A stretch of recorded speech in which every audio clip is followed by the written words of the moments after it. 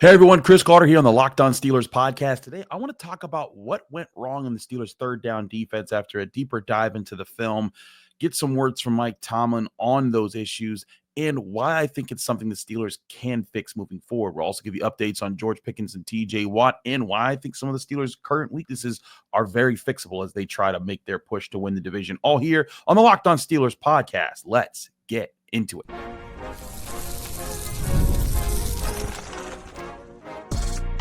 You are Locked On Steelers, your daily Pittsburgh Steelers podcast, part of the Locked On Podcast Network, your team every day.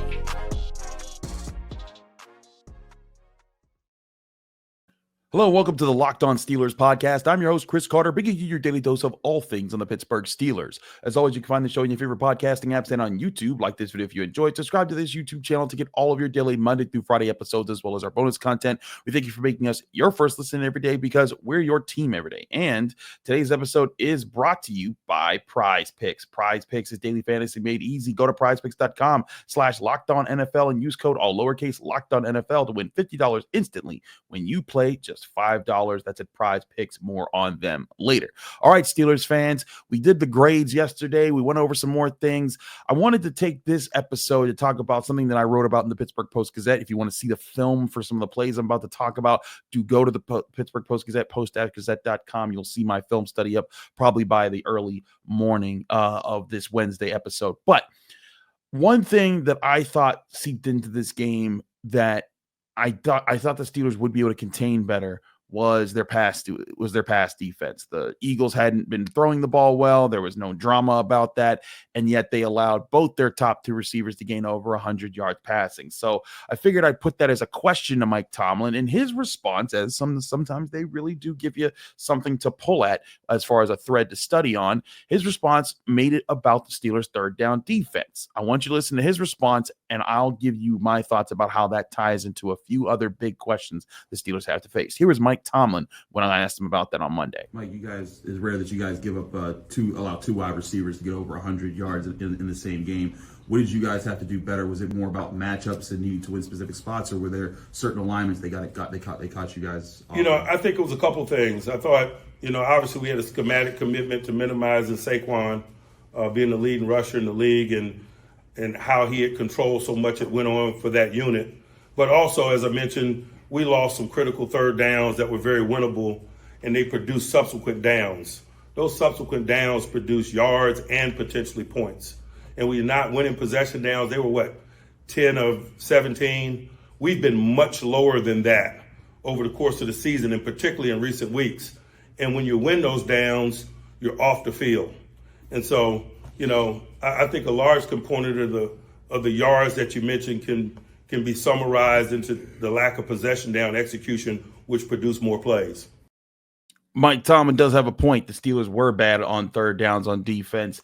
The Eagles, as he said, converted 10 of 17, not at all the rate that you want to get there. Also, significantly higher than where the Steelers' third down defense had been. They've been one of the best third down defenses in the league. They currently sit at 35.1% allowed on third down conversions.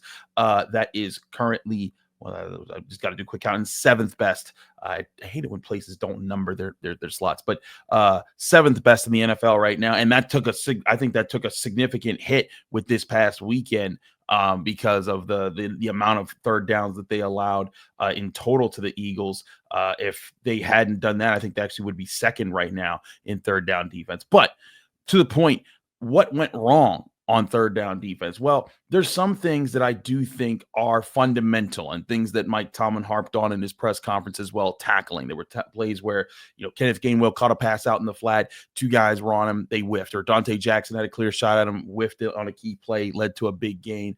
There was a play where I think Patrick Queen and another player could have closed in on him better, allowed him to gain forward, and that led to a touchdown later in that drive. But there were also schematic points that I thought were issues. And I talked about this with Alan Saunders a bit on yesterday's episode. And Alan was a little bit less harsh about the coaching aspect of this than I was. And I think that, I still have some points here to poke at. But I also thought, just off of my first raw watch and my first raw rewatch when I got to do the grades, and this is why sometimes I say, hey, I have to modify my grades afterwards, because things we see when we're trying to go through things at a fast pace don't always pan out to be what we actually evaluate when we have time to slow things down and break it down. And a few things I saw was early on, the Steelers defense actually did have the right plans to stop the Eagles on third down. In fact, I didn't realize this. They stopped the Eagles on their first third down. That was what led to the field goal on the opening drive.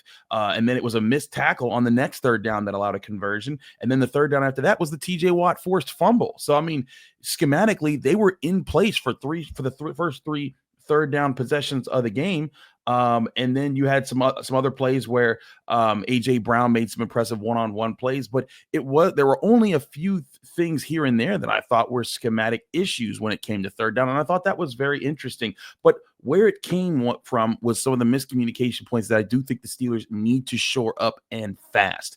Because one thing that the Eagles were able to do when they lined up their running backs out wide and had them running in different spaces, it forced the Steelers to have to communicate. Like one play where Landon Roberts was kind of the only person in a space to run with the running back. Typically, Landon Roberts isn't the guy you want doing that. You want him playing downhill, attacking the quarterback, attacking the run, but on a shallow cross, where I think it also was Kenneth Gainwell.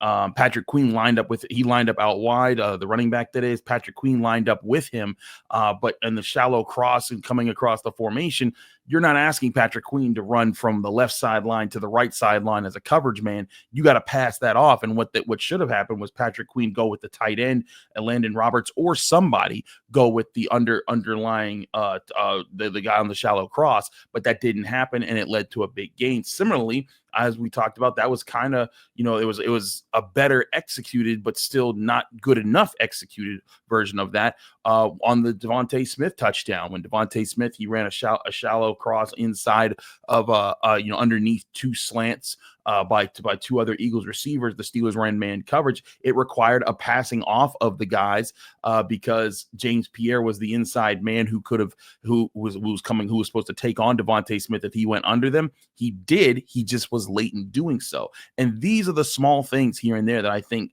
can lead to bigger problems. That's why sometimes when we break down film and people say like, hey, this game, it said that they lost by this many points, but I don't think that these two teams are that far apart. And I actually don't think these two teams are that far apart, especially if the Steelers could get back George Pickens and Deshaun Elliott, and if TJ Watt is healthy in the future, they need to be sharper in these areas. And this is where, if the Steelers are going to make their hay, they have to be a team that's smarter. They've been that team that is smarter for most of the season. I think that that's something that also happens, is that when we see one bad thing happen, we start to extrapolate that and say, well, bad things always happen. They're always bad. And then we forget the fact that the Steelers have a top 10 defense in several major categories, almost all the major categories. They are very productive on defense, and they do a pretty good job there. So what does it take for the Steelers to fix it? I think that we've seen it, because they bounced back several times this year. They were poor against the Browns in certain key situations in their first go around with them on the short week, and then they bounced back and were able to give some really good performances after that, leading up to this game. And the fact, again, is that the Eagles are a good team with several different talented players across the board that force you to be extremely disciplined at all points in all junctures of your defense. The Steelers have been that team several times this year to win it, but you can't always be that team, and they weren't in this situation. Now the question is, for the Steelers coaches, how do they avoid other teams replicating what the Eagles did and spinning it into their own game plan? Because you best believe John Harbaugh is looking at that this week for the Ravens with all the talent that they have on offense. Andy Reid's definitely looking at it for the Chiefs, regardless of if Patrick Mahomes starts or not.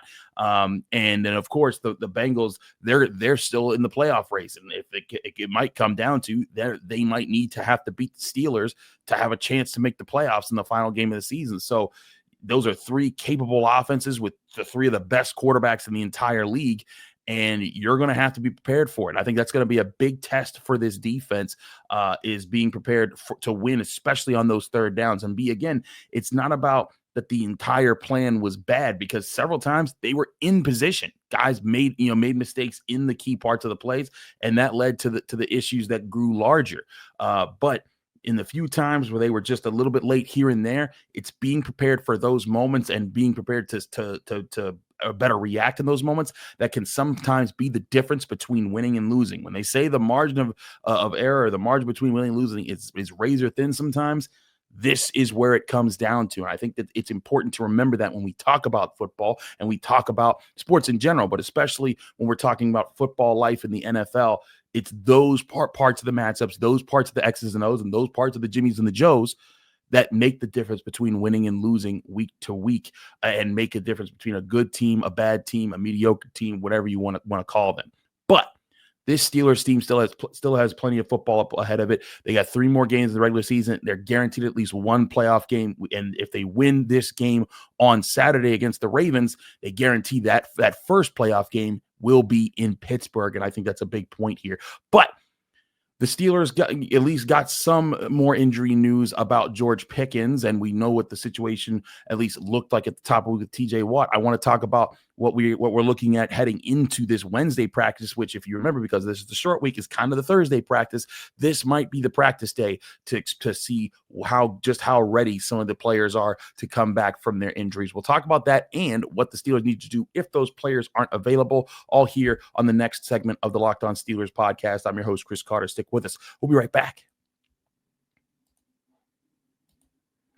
But first, I'll remind you, this show is also brought to you by FanDuel Sportsbook, the #1 sportsbook in America. And of course, FanDuel is the sportsbook that you can go to place bets on any major league out there, the NFL, the NBA, the NHL, MLB. You can also do college sports. You can, with bowl season underway, you don't want to miss out on that. But you can also do plenty of other sports, tennis, fight sports. It's all there, right there on FanDuel Sportsbook, the #1 sportsbook in America. And right now, the Steelers still sit as 6.5-point underdogs to the Ravens on the road this week. And the Ravens look to get revenge on the Steelers for the Steelers' earlier win this season and prevent being swept. The Steelers' money line has moved slightly up to plus 230. The Ravens' money line also slightly up to minus 280, kind of hovering around the same spaces the past couple days there. The over-under sits at 44.5 points. Where will you put your money? You can start with this season with a big return on FanDuel today. If you're a new customer, you can get started with $150 in bonus bets if you win your first bet of $5 or more today. That's $150 in free bets today for new customers if you hit on just a $5 bet or more, only on FanDuel.com. Just visit FanDuel.com to download America's #1 sportsbook. Also, it's that time of the year because this episode is brought to you by the College Football Playoffs on TNT. The College Football Playoffs are back, and with the newly expanded 12-team format, it's guaranteed to be bigger and better than ever. Bringing you all the hard-hitting and high-flying excitement that you love, TNT sports coverage of the College Football Playoffs begins December 21st, starting with the College Football Playoff kickoff show presented by AT&T at 11 a.m. Eastern. Leading into their first matchup, SMU Mustangs battling the Penn State Nittany Lions at noon. Then the Clemson Tigers look to upset the Texas Longhorns in a showdown at 4 p.m. Eastern. Don't miss a moment of the action. Watch the College Football Playoffs presented by Allstate live on TNT, True TV, TBS, and Max.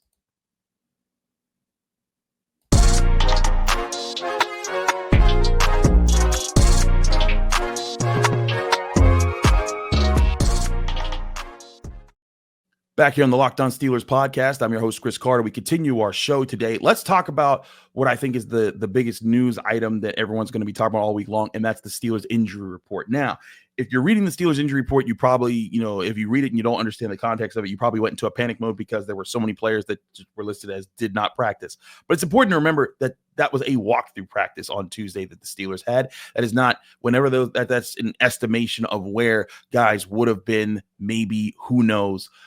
So your guys that were listed as a do not practice were Justin Fields, Patrick Queen, George Pickens, Deshaun Elliott, Dante Jackson, TJ Watt, Cam Hayward, and Larry Ogunjobi was given a limited participant designation there. But the players who were injured in this question that everyone's looking at: Justin Fields, George Pickens, Deshaun Elliott, Dante Jackson, and TJ Watt. Ogunjobi also with a groin injury, but him being limited in the walkthrough might be a good sign for him to return, as Mike Tomlin alluded in his podcast. But of course, everyone's looking at Pickens and Watt as the two key factors here. Now, we know that TJ Watt was said to be walking around the facility looking fine early in the week. There's always the chance that Mike Tomlin's just doing some gamesmanship and TJ Watt's going to end up sitting, and they know that for a while, and they're kind of playing around with that.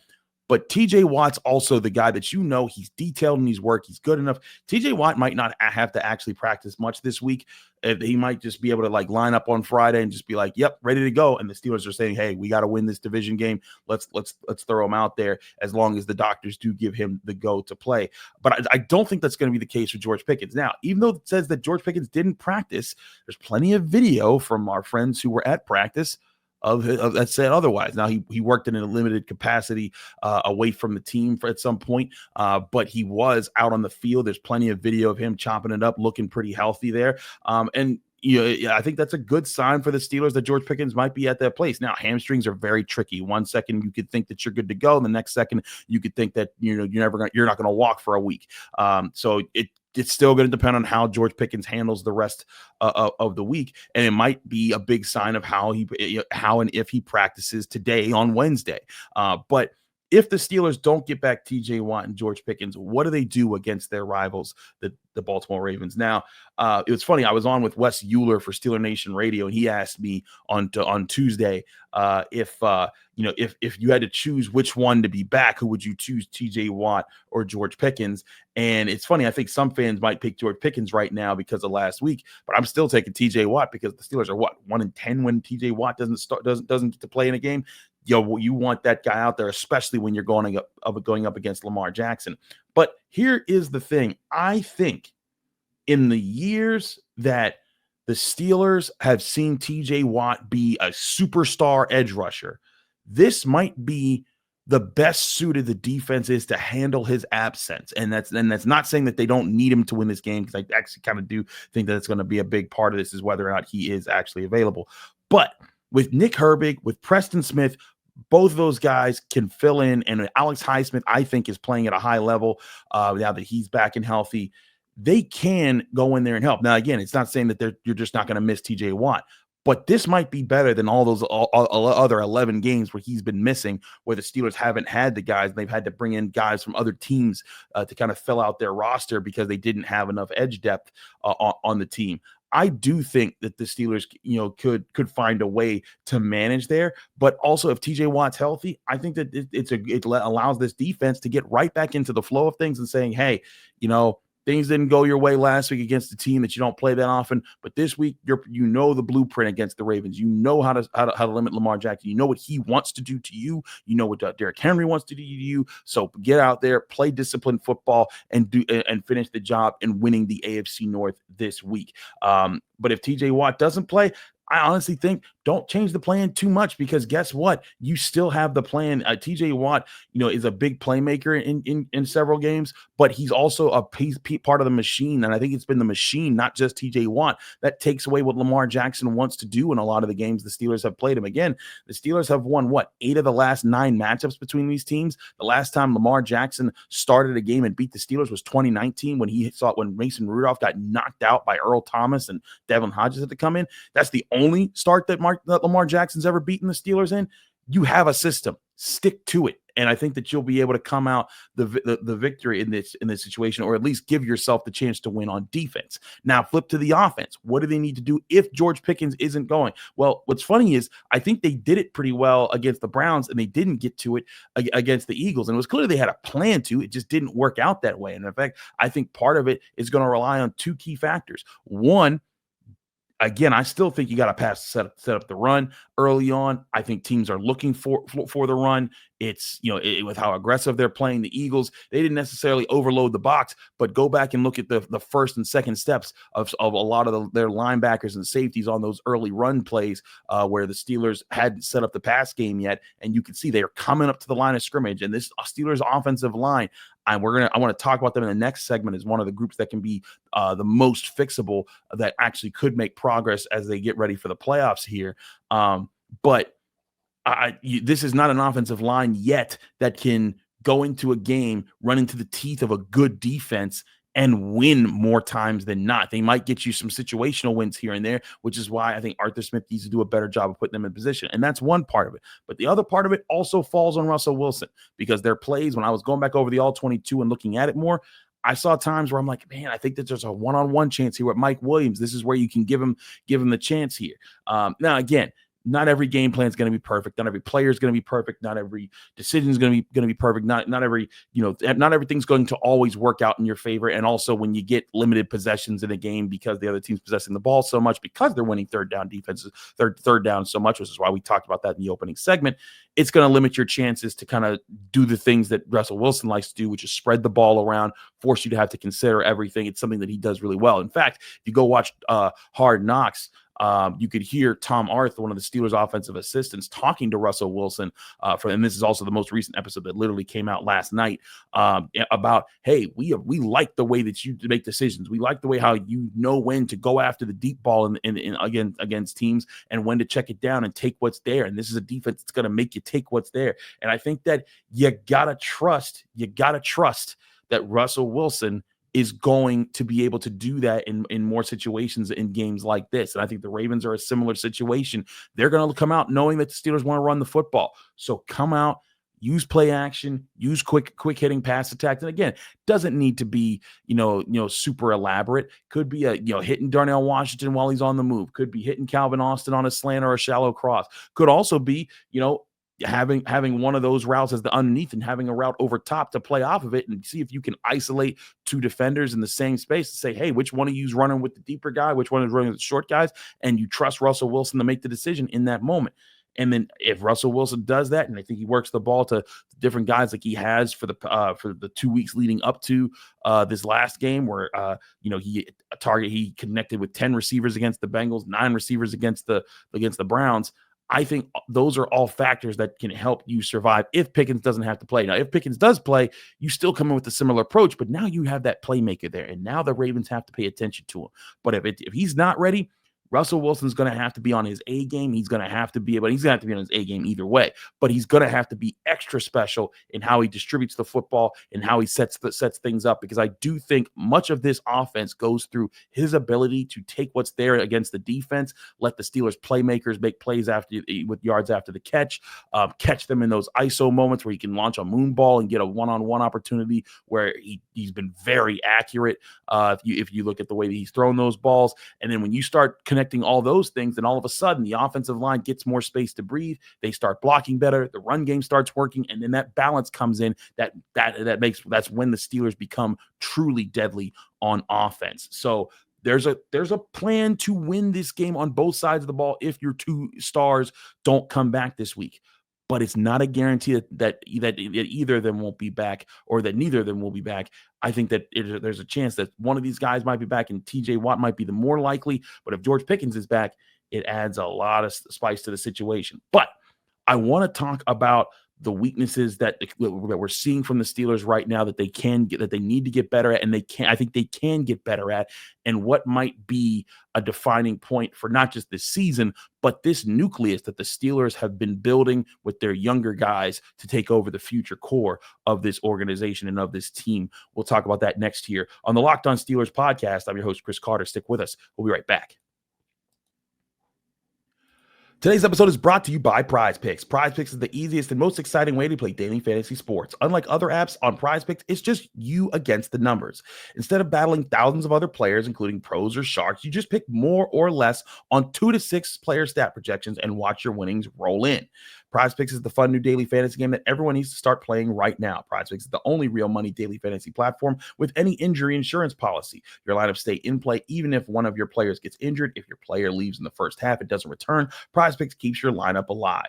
Prize Picks invented the flex play, which means that you can still cash out even if your lineup isn't perfect. You can double up your money even if one of your picks doesn't hit. And now on Prize Picks, you can win up to 100 times your money with as little as making 4 correct picks. Prize Picks includes NFL, NBA, MLB, NHL, college sports, and so much more. Download the Prize Picks app today or go to prizepicks.com to sign up and play daily fantasy sports. That's prizepicks.com/LockedOnNFL. Use code LockedOnNFL and you'll get $50 instantly when you play just $5. That's code LockedOnNFL, all lowercase, to receive a $50 bonus when playing just $5. Prize Picks. Run your game. We're also brought to you by Rocket Money. Did Rocket Money help you find any subscriptions you forgot about or that you were paying for twice? It definitely happened to me, and I had a few subscriptions that I didn't even realize I was still paying for, and that's where Rocket Money made it easy to track them all down, cancel them, and save me money on my monthly expenses. It's like having a personal assistant for your finances. Rocket Money is a personal finance app that helps find and cancel your unwanted subscriptions, monitors your spending, and helps lower your bills so you can grow your savings. It brings everything together in one place, whether it's subscriptions, your spending habits, or even the goals you want to hit this year. Rocket Money has over 5 million users and has saved a total of $500 million in canceled subscriptions, saving members up to $740 a year when using all of the app's premium features. For me, one of the best features is the subscription tracker. I've used it to cancel services I wasn't even paying for anymore, sometimes even double up services that I didn't realize I was paying for. All I had to do was save a ton of money by using their goals feature, and I've been able to automatically set aside money for the future. No more stressing about budgeting every month, which is especially helpful during the holiday season when you're shopping for family and friends.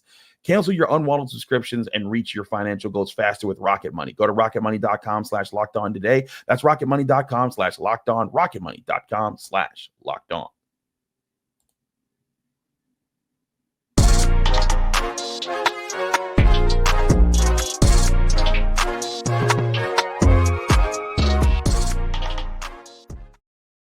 Back here on the Locked On Steelers podcast, I'm your host, Chris Carter. We continue our show here today. I want to take a step back and look at the things. Ask yourself right now, what are the biggest weaknesses on the Steelers team right now? Now, that always gets a wide Pandora's box of explanations because so many people just react emotionally after a loss and they say, oh, this team is terrible at defending the run when they're actually really good at it. Or Russell Wilson can't see the field when that's exactly what he's the best at on this team. And so we start to say crazy things. But let's look at things that they could objectively improve right now. For one, run game efficiency ain't been there. And that's why I've been saying, hey, this offensive line, it's young, it's growing. I've covered young offensive lines before. I've seen it. I've watched and I've studied this young offensive lineman, especially in this organization. And funny enough, under Mike Tomlin, it takes time for these guys to grow. It takes time, unless you got Penei Sewell drafted in the top 5 or top 10 or whatever, like Joe Alt, you get the superstar pick at an offensive lineman. It takes time for guys to develop. And especially it takes time for a group to develop together. And that's something that the Steelers offensive line is doing right now. But again, I think in a good offensive coordinator and what might determine whether or not Arthur Smith is a really good offensive coordinator, because I know some people hate him because he, didn't come with a good game plan enough against the Eagles, but they're still the 10th best scoring team in the NFL right now. And if you told someone that before the season, they'd say that you were drunk saying that about the Pittsburgh Steelers going into this year. But again, I think that this is where good to great offensive coordinators can be differentiated. I think Arthur Smith has done a good job this year, but if he wants to do a great job, this is the time of the year where you start to say, okay, let's do some things to take the weight off the young guys that are figuring things out and put the ball in the trust of Russell Wilson. And again, not to sling the ball all over the place, to give him more calculated shots earlier in games that allow the Steelers to start to open up the offense. Don't always make it about the run game having to set the tone early. Catch teams off guard with that, and then the run game can set the tone whatever you want after the fact. But I think that's something that can happen there. But also on top of that, the offensive line also does need to execute better when those opportunities get there. And again, I think this offensive line can't. Like, I went back to this game and looked it over again.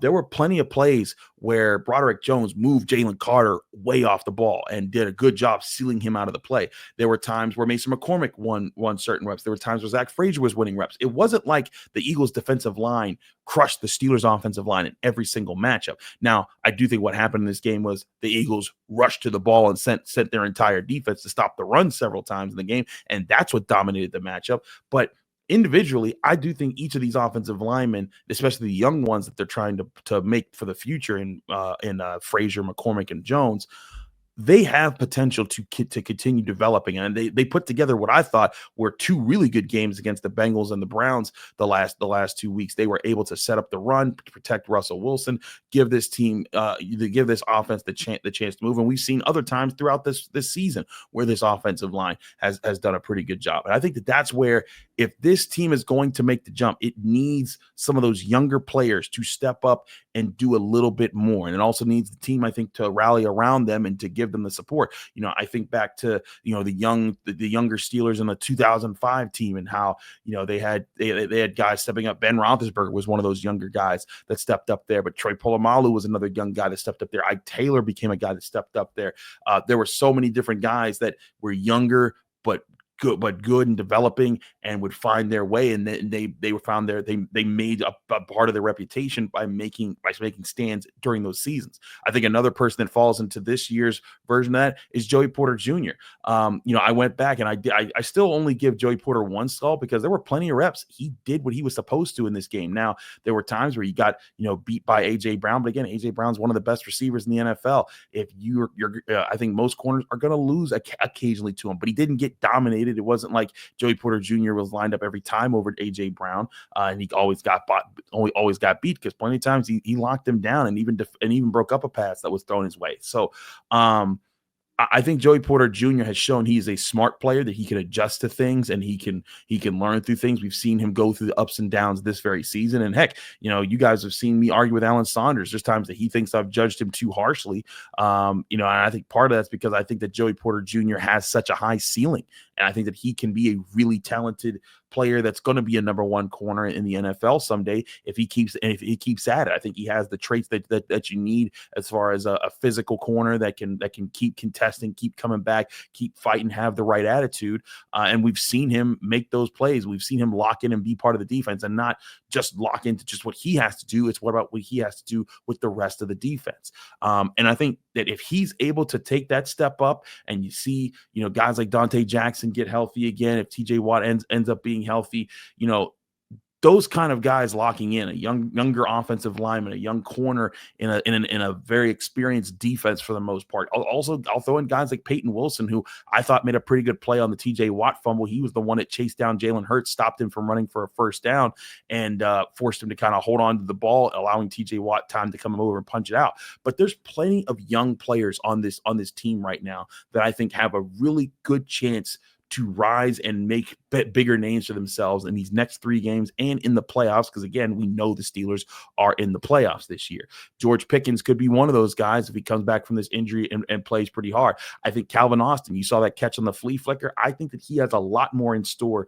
for this offense. They need to let him use it. I think Darnell Washington, Pat Freiermuth, they all fall into that equation. I also throw the offensive line into it, but there's plenty of youth on this team. And again, I said all the offense there. Keanu Benton's been playing better. I think Joey Porter Jr. is a guy that can get there. It's going to depend on whether these young guys step up. If you're not going to get all of them to step up and become bigger players just this season. I think that's part of what Mike Tomlin was telling Joey Porter Jr.